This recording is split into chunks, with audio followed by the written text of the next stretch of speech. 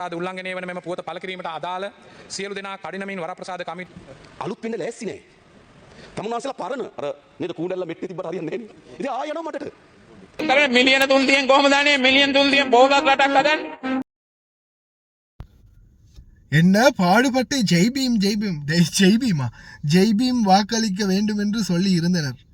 ஜெய்பீம் இல்லடா, அது ஜேவிபி.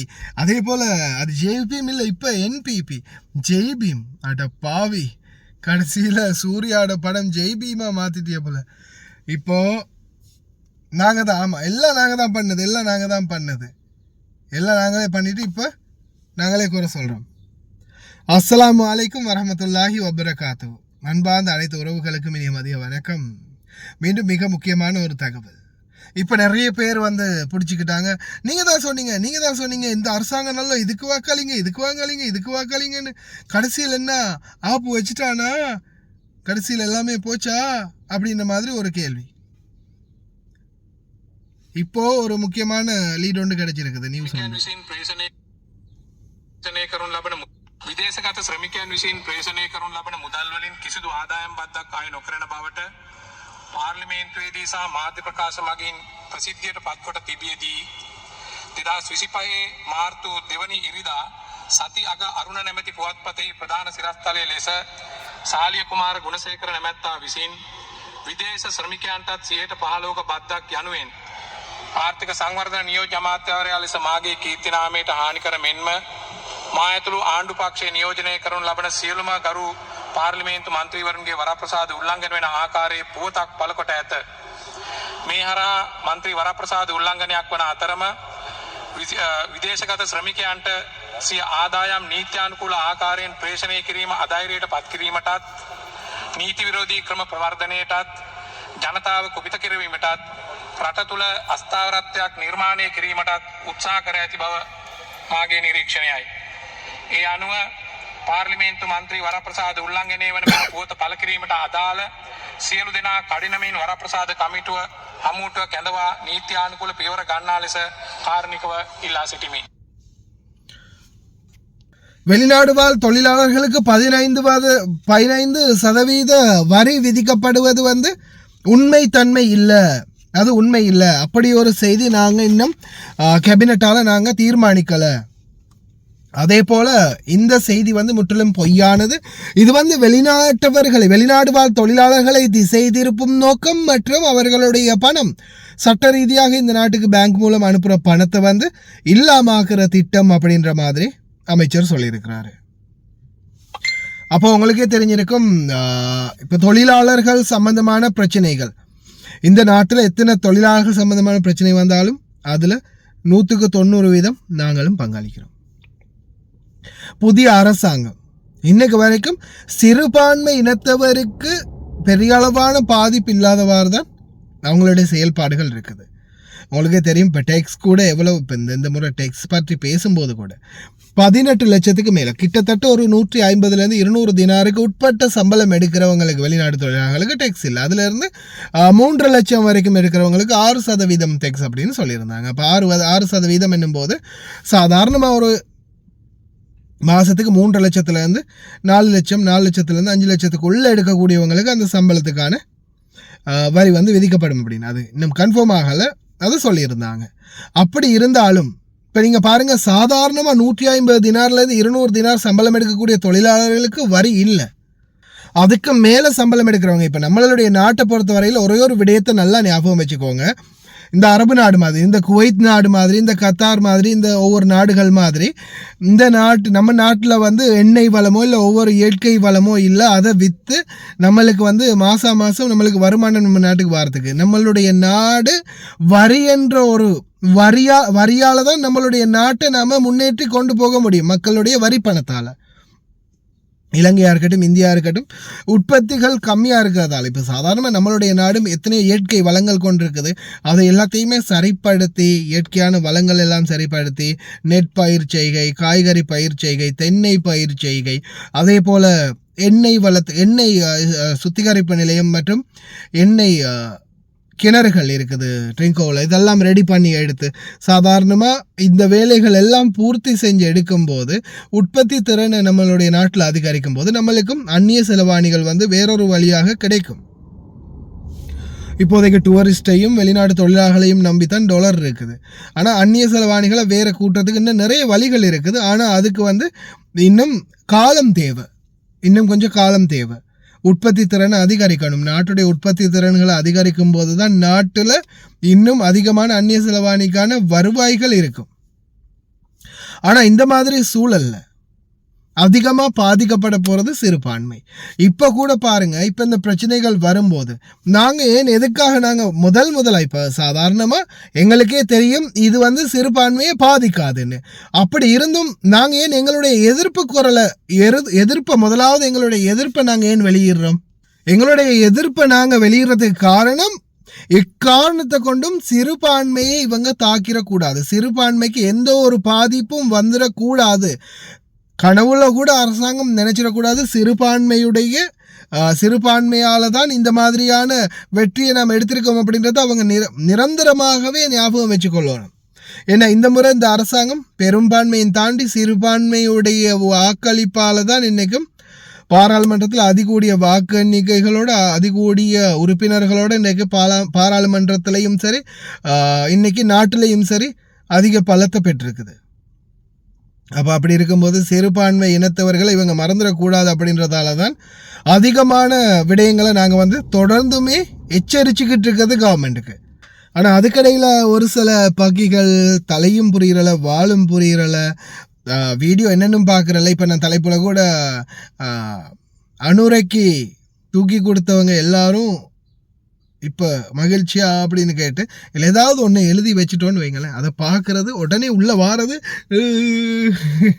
கமாண்டை டைப் பண்ணுறது போகிறது, உள்ளே என்ன போட்டிருக்கோம் என்ன பேசியிருக்கோம் அதெல்லாம் பார்க்க டைம் இல்லை. நிறைய பேர் வந்து சொல்லுவாங்க அதிகமாக பேசுகிறோம் இப்படி பண்ணுறோம் இப்படி பண்ணுறோம், அதெல்லாம் பார்க்க டைம் இருக்காது. யாராவது டிக்டாக்ல அவுத்து போட்டுட்டு ஆடினா அப்படி இல்லைன்னா கெட்ட வார்த்தையை பேசினா போய் உட்காந்து வாய் அளவடிகிறதுக்கு உட்காந்து பார்த்துக்கிட்டு இருப்பாங்க, அதுக்கெல்லாம் நேரம் இருக்கும். சரியா? இப்போ அந்த மாதிரி ஆட்களை நம்ம விட்டுறலாம். அதில் 110 பேர் தான் இருப்பாங்க, 1000 பேர் நம்மளுக்கு சாதகமாக பேசக்கூடியவங்க இருக்கிறாங்க. அதே மாதிரி தான் ஒன்று புரிஞ்சுக்கோங்க, அரசாங்கத்தை நாங்கள் எதிர்த்தாலும் அரசாங்கத்துக்கிட்ட நாங்கள் கேள்வி கேட்டாலும் அரசாங்கத்துக்கு உடனே எந்த ஒரு தகவல் வந்தாலும் உடனே நாங்கள் எதிர்த்து பேசினாலும் அது அரசாங்கத்தோடு நாங்கள் நேரடியாக தொடர்பு கொள்கிறோம், நேரடியாக அரசாங்கத்துக்கிட்ட எங்களுக்கு கேட்குறதுக்கு உரிமை இருக்குது, நாங்கள் கேட்குறோம். ஏன்னா இந்த சிறுபான்மை மக்கள் அது மாதிரி ஊடகங்கள், முக்கியமாக சமூக ஊடகங்களாகிய நாங்கள் தான் ஆரம்பத்திலேருந்து பிரச்சாரம் பண்ணி இந்த அரசாங்கத்தை உருவாக்குறதுக்கு மெயினான காரணமாக இருந்தது. அப்படி இருந்த காரணத்தால் நாங்கள் நிச்சயம் எங்களுக்கு கேட்குறதுக்கு 100% உரிமை இருக்குது. இந்த அரசாங்கத்துக்காக நாங்கள் இந்த சொல்கிறாங்களா கடைக்கு போனோம் அந்த கடைக்கு போனவங்களுடைய உரிமை வந்து இன்னமும் இருக்குது. அதனால தான் நாங்கள் வந்து இந்த அரசாங்கத்துக்கிட்ட டைரெக்டாகவே கேள்வி கேட்குறது, அதுக்குரிய பதிலையும் அரசாங்கம் கொடுத்தே ஆகணும். அதுக்குரிய பதில்கள் தான் இப்போ கிடைக்குது, நீங்கள் பார்க்குறீங்க தானே. இப்போ நான் 2-3 நாளைக்கு முன்னாடி வீடியோ போட்டிருந்தோம். இப்போ என்ன அமைச்சர் என்ன சொல்கிறாரு, அது பொய்ன்னு சொல்லியிருக்காரு.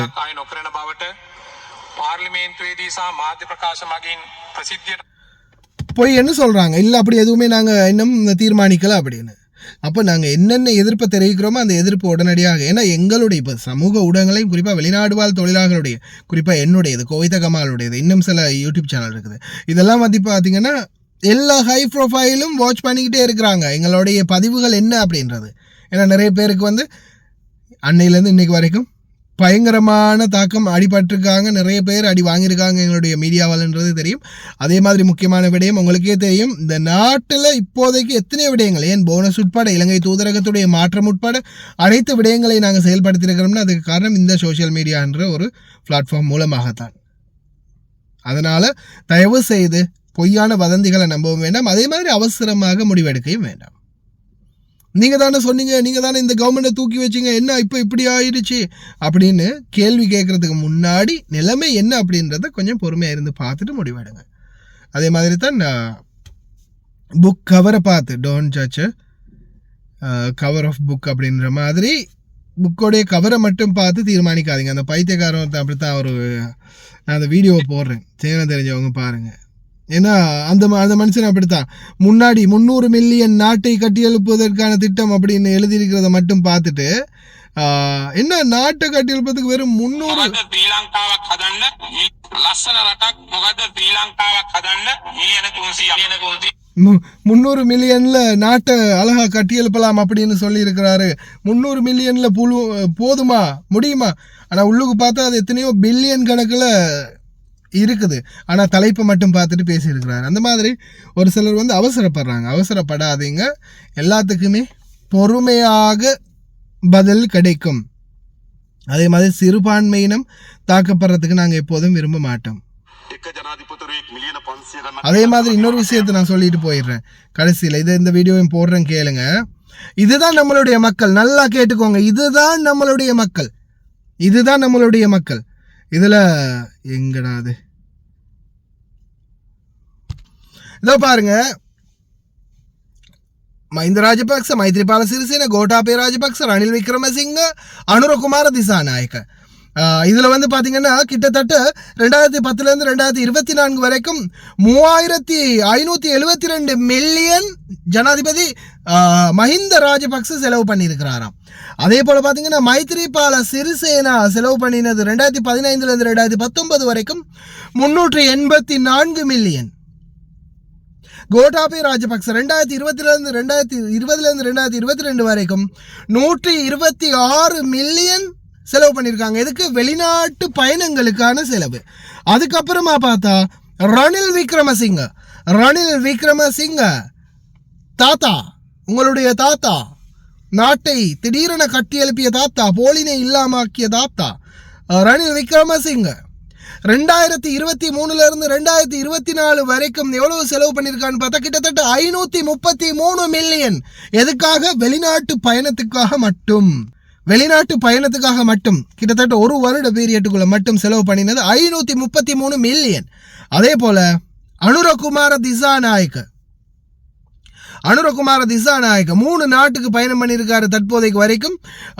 இந்த 3 நாட்டு பயணத்துக்கும் பார்த்தீங்கன்னா 2024 2025 அதுவும் வெறும் 3 நாட்டுக்கு தான் பயணம் பண்ணியிருக்காரு. China, India, United Arab Emirates. 1.8 million, கிட்டத்தட்ட 18 லட்சம். எது சீனாக்கும் இந்தியாவுக்கும் யுனைடெட் அரப் எமிரேட்ஸுக்கும் போனதுக்கான செலவு வந்து வெறும் 18 லட்சம். ஆனால் இவங்க மில்லியன் கணக்கில் செலவு பண்ணியிருக்கிறாங்க, பில்லியன் கணக்கில் செலவு பண்ணியிருக்கிறாங்க. ஆனால் இப்போ பாராளுமன்றத்தில் கேள்வி என்ன தெரியுமா? ஒவ்வொருத்தரும் கேட்குற கேள்வி, இப்போ சோஷியல் மீடியாவெலாம் கேட்குற கேள்வி என்ன தெரியுமா? அது எப்பட்றா ஒரு ஜனாதிபதி 18 லட்சத்தில் இந்த 3 நாடையும் சுற்றி பார்த்துட்டு வந்துட்டாரு. அடே, அப்போ 1 கோடி 2 கோடி 3 கோடின்னு செலவு பண்ணினா தானா ஜனாதிபதின்னு ஏற்றுக்குவீங்க? இதுதான் நம்மளுடைய சமுதாயம், நல்லா பார்த்துக்கோங்க. செலவு அந்த ஆள் கம்மி பண்ணியிருக்கிறான், நார்மல் எக்கானமியில் போயிருக்காங்க, நார்மலான ஹோட்டலில், இவனுங்களை மாதிரி 5 ஸ்டார் ஹோட்டலில் புருஜ் கலீஃபாவில் டாப் 10 ரூமில் தங்கலை, சாதாரணமான நார்மலான ரூமில் தங்கி நார்மலான முறையில் செலவு பண்ணிட்டு நார்மலாக வந்திருக்காங்க. நம்மளுடைய நாட்டு விரலுக்கேற்ற வீக்கம் அப்படின்னு சொல்லுவாங்க இல்லையா, அது மாதிரி நாட்டுடைய நிலைமைக்கு, நாடு ஏற்கனவே கடன்பட்டு இருக்கும்போது நாட்டுடைய நிலைமைக்கு ஜனாதிபதி அனுரகுமார திசாநாயக்க போய் இந்த மாதிரி கோடிக்கணக்கில் செலவு பண்ணிட்டு வர்றது நியாயமா, இல்லை சும்மா நார்மலான முறையில் போயிட்டு வர்றது நியாயமா?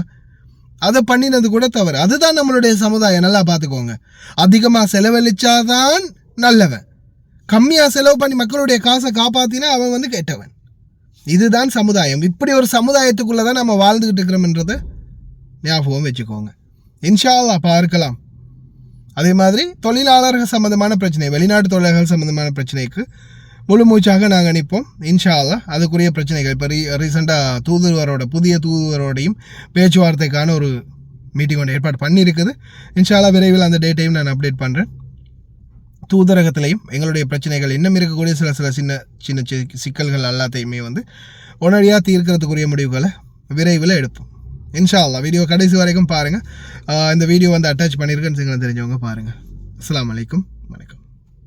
විදේශගත ශ්‍රමිකයන් විසින් ප්‍රේෂණය කරනු ලබන මුදල් වලින් කිසිදු ආදායම් බද්දක් ආය නොකරන බවට පාර්ලිමේන්තුවේදී සහ මාධ්‍ය ප්‍රකාශ මගින් ප්‍රසිද්ධියට පත්කොට තිබියදී 2025 මාර්තු 2 ඉරිදා සති අග අරුණ නැමැති පුවත්පතෙහි ප්‍රධාන සිරස්තලය ලෙස සාලිය කුමාර ගුණසේකර නැමැත්තා විසින් විදේශ ශ්‍රමිකයන්ටත් 15% බද්දක් යනුවෙන් ආර්ථික සංවර්ධන නියෝජ්‍ය අමාත්‍යවරයා ලෙස මාගේ කීර්තිනාමයට හානිකර මෙන්ම මා ඇතුළු ආණ්ඩු පක්ෂයේ නියෝජනය කරනු ලබන සියලුම ගරු පාර්ලිමේන්තු මන්ත්‍රීවරුන්ගේ වරප්‍රසාද උල්ලංඝන වෙන ආකාරයේ පුවතක් පළකොට ඇත. මේ හරහා මන්ත්‍රී වරප්‍රසාද උල්ලංඝනයක් වන අතරම විදේශගත ශ්‍රමිකයන්ට සිය ආදායම් නීත්‍යානුකූල ආකාරයෙන් ප්‍රේෂණය කිරීම අධෛර්යයට පත් කිරීමටත් නීති විරෝධී ක්‍රම ප්‍රවර්ධනයටත් ජනතාව කුපිත කිරවීමටත් රට තුළ අස්ථාවරත්වයක් නිර්මාණය කිරීමටත් උත්සාහ කර ඇති බව මාගේ නිරීක්ෂණයයි. ඒ අනුව පාර්ලිමේන්තු මන්ත්‍රී වරප්‍රසාද උල්ලංඝනය වන මෙම පුවත පළ කිරීමට අදාළ සියලු දෙනා කඩිනමින් වරප්‍රසාද කමිටුව හමුවටුව කැඳවා නීත්‍යානුකූල පියවර ගන්නා ලෙස කාරුණිකව ඉල්ලා සිටිමි. ලස්සන රටක් මොකද්ද ශ්‍රී ලංකාවක් හදන්න ලස්සන රටක් මොකද්ද ශ්‍රී ලංකාවක් හදන්න මිලියන 300 මිලියන 300න් පොතක් වෙන්න පුළුවන් දන්නේ මිලියන 300යි මේ පොතේ තියෙන්නේ මේ පොතේ තියෙන මිලියන 300ක් වෙන් කරලා තියෙනවා එක දිනයක් වෙන් කරගෙන මිලියන 300න් කොහමද දන්නේ මිලියන 300න් පොතක් රටක් හදන්න ඒ 40 වෙනි පිටුව බලන්න ඔබතුමා මිලියන 300ක් වෙන් කරලා තියෙනවා හරිද මිලියන 300න් පොතක් රටක් හදන්න පුළුවන් දැන් මතක් වෙලා තියෙනවා පෞද්ගලික മന്ത്രി යෝජනාවක් හරි ගෙනල්ලා දැන් මේ බොරු කියන එක නතර කරන්න කියලා. ඔව් අපි ඒක නතර කරමු. අපි ඒකට මැදිහත් වෙමු. ඒ වගේම මම කියනවා විපක්ෂෙන් විනාඩි 5 බොරු කියලා යන්න එපා කියලා. ඒක විපක්ෂයට එක മന്ത്രിවරේ. හරිද? දැන් මීට ඉස්සෙල්ලා ඇවිල්ලා කිව්වා පොහොසත් රටක් ලස්සන ජීවිතයක් මිලියන 300කින් කොහොමද නිර්මාණය කරන්නේ කියලා. දැන් මේ මොකද්ද වෙන්නේ മന്ത്രിතුමනි? මේ වෙන්නේ පිට කවරේ බලනවා පිටු බලන්නේ නැහැ. කවරේ බලනවා. පිටු එතකොට මේ මොකද්ද තියෙන්නේ? මේ මම දන්න විදිහට මේ മന്ത്രിතුමාට මං හිතන්නේ රිසර්ච් කරන්න දෙන්නෙක් ඉන්නවා. එක්කෝ ඒ රිසර්ච් කරලා දෙන්න මේ മന്ത്രിතුමාව හැමදාම අමාරු වෙලා. එක්කෝ අර රිසර්ච් කරලා දෙන්න තොරතුරු මේ මන්ත්‍රීතුමා හරියට කියවන්නේ නැහැ. ඉතින් ඒක නිසා ගරු මන්ත්‍රීතුමනි මම මේක සභාගත කරනවා මේ අන්ද දිසානායක සහෝදරයා ඒ වගේම ජාතික ජනබලවේගයේ ආණ්ඩුවේ පුරවැසි අයවැය ඉදිරිපත් කරපු මේ ප්‍රකාශය මොකක්ද මේකේ තියෙන්නේ? මේකේ තියෙන්නේ ශ්‍රී ලාංකීය දිනයක්. මේ මන්ත්‍රීතුමාට මම කියන්නේ මේක මේ ශ්‍රී ලාංකීය දිනයක් කරන්න යන්නේ. මේකේ මාතෘකාව බැලුවා උඩ මාතෘකාව කියෙන්නේ නැහැ. හැබැයි පටන් ගන්නවා මේකේ පොහොසත් රටක් ලස්සන ජීවිතයක් කියලා. යට තියෙනවා රුපියල් මිලියන 300යි. ඔන්න මන්ත්‍රීවරයාගේ තරක. පොහොසත් රටක් ලස්සන ජීවිතයක් තියෙනවා මාතෘකාව පටන් ගත්තී. යට තියෙනවා මිලියන 300යි. මෙතන ඇවිල්ලා අහනවා මිලියන 300න් කොහොමද පොහොසත් රටක් ලස්සන ජීවිතයක් හදන්නේ කියලා. මොනවද? විනාඩි 5 බොරු. මේ අයවැය ඇතුලේ බිලියන 8835ක මුදල් ප්‍රමාණයක් මේ රටේ ජනතාවත් එක්ක කරනවා. පොහොසත් රටක් ලස්සන ජීවිතයක් හදන්න යන්නේ මිලියන 300 නෙමෙයි. ඉතින් මේ විනාඩි 5 බොරු කියන මහත්තුරු තමයි මේක ඇතුළේ ඉන්නේ. මම දැක්කා එක ජනාධිපතිවරයෙක් මිලියන 500 ගණනක් වියදම් කරලා තියෙනවා රට යන්න. ඒක ප්‍රශ්නයක් වෙන්නේ නේ. මිලියන 1.8කින් ගියේ කොහොමද කියලා ප්‍රශ්නයක් වෙන්නේ. 3500. මිලියන 3500 ප්‍රශ්න වෙන්න ඕන කොහොමද? මේ ජනාධිපතිවරයා මේ මිලියන 3500ක් වියදම් කරේ කොහොමද කියලා අහන්න එපා මේකේ. අහන්නේ 1.8න් ගියේ කොහොමද කියලා. අලුත් වෙන්න ලෑස්ති නෑ. තමුන්නාන්සලා පරණ අර නේද කූඩැල්ල මෙට්ටේ තිබ්බට හරියන්නේ නැහැ නේ. ඉතින් ආයෙ යනවා මටට. තමුන්නාන්සලාගෙන ඔව් 1.8ක් ඒකත් වැඩි. අපි આવොත් එකට යනවා. අන්න අලුත්. මෙතන මොකද්ද මේ? මම කියන තමුන්නාන්සලා මේ පැරණි සාම්ප්‍රදායික ගතානුගතික අසාර්ථක දේශපාලන සාකච්ඡාවෙන් එළියට එන්න. ඔව් දේශපාලන පොසීල නේද අනාගතයේ අපේ දේශපාලන පුරාවිද්‍යාන්ත කැණීම් කරලා හොයාගන්න පුළුවන් ඔය වගේ අසිස්තත්ව මිනිසුන්. මම මේ කියන්නම් හරි. මම මේ අවංකව කියන්නේ. මම හැමදෙනාටම ආරාධනා කරන්නේ. ශිෂ්ටත්වයේ විශ්වාස කරන්න. අශිෂ්ටත්වයේ ප්‍රතික්ෂේප කරන්න. ශිෂ්ටත්වයේ ප්‍රතික්ෂේප කරනවා නම් කිසිවෙක් ඔවුන් මම කියන්නම්. අපි මේ ගොඩනගන නව දේශපාලන සංස්කෘතිය විසින් අනිවාර්යෙන් ඉතිහාසයේ දේශපාලනයේ කුණු කූඩියට තල්ලු වෙනවා. අපි ආණ්ඩු කරයිද? ඔබ ආණ්ඩු කරයිද? ඒක වෙනම දෙයක්. හැබැයි අපි සමාජ නිර්ණායක පද්ධතියක් හදනවා. පාර්ලිමේන්තුව මෙන්න මෙහෙම නිර්ණායක පද්ධතියක්. පොලිසිය මෙන්න මෙහෙම නිර්ණායක පද්ධතියක්. හමුදාව රාජ්‍ය ආයතන මෙවැනි නිර්ණායක පද්ධතියක්. මම ඔබට ආරාධනා කරන්නේ. ඔබට ආණ්ඩු බලය ගන්න අවශ්‍ය නම් අපිව පළවා හරින්න නම් අපිට වඩා ශිෂ්ටත්වයේ උඩට යන්න. ඔච්චරයි. පහළ දේශපාලනේ අවසන්. මන් දන්නවා දැන් කෙනෙක් කෙනෝල එයා ඔක්තෝබර් වල පාර්ලිමේන්තුවට එනවා. පහු හොඳේ. මම යාට කියන්නේ හීනෙන් හරි කමක් නැහැ පාර්ලිමේන්තුවක් හදාගෙන ජීවත් වෙන්න පාර්ලිමේන්තු මන්ත්‍රීවරයෙක් කියලා. මොකද 77 ඉඳන් පාර්ලිමේන්තුවේ. මිනිස්සු පුරුද්දට ඇබ්බැහි වෙනවනේ. දැන් පුරුද්දට ඇබ්බැහි වෙලා තියෙනවා. ඒ නිසා මම කියන්නේ මේකයි. කුමන්ත්‍රණ වලින් ආණ්ඩු බලය වමාරු කරපු යුගයේ අවසන්. ජාතිවාදීන් ආණ්ඩු බලය මාරු කරපු යුගයේ අවසන්. ඉදිරියේදී දේශපාලන වේදිකාව අපි මේ ගොඩනගා තිබෙන ශිෂ්ටත්වයට වඩා උතුම් ශිෂ්ටත්වයක්ද කියන එක තමයි දේශපාලන සංවාදය. මේට වඩා උඩින්ද? ඔච්චරයි.